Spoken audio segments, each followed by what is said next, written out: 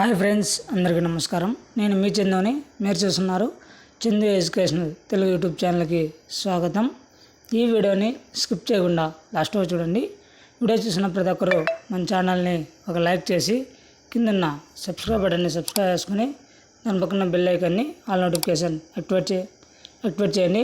నేను పెట్టే ప్రతి ఒక్క వీడియో కూడా మీకు నోటిఫికేషన్ రూపంలో మెసేజ్ రూపంలో రావడం జరుగుతుంది.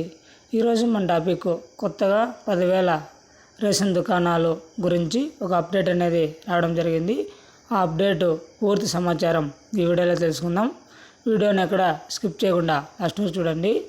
రాష్ట్ర వ్యాప్తంగా అక్టోబర్ 2 నాటికి 10,000 కొత్త రేషన్ దుకాణాలు ఏర్పాటు చేశామని మంత్రి నాదెండ్ల మనోహర్ ప్రకటించారు.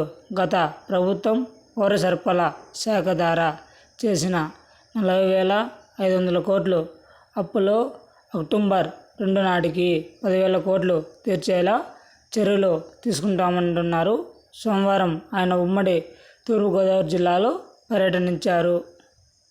ఇది ఫ్రెండ్స్ మనకి లేటెస్ట్ ఇన్ఫర్మేషన్. ఈ వీడియో నచ్చితే లైక్ చేయండి, షేర్ చేయండి, సబ్స్క్రైబ్ చేయండి. Thanks for watching video. జై హింద్.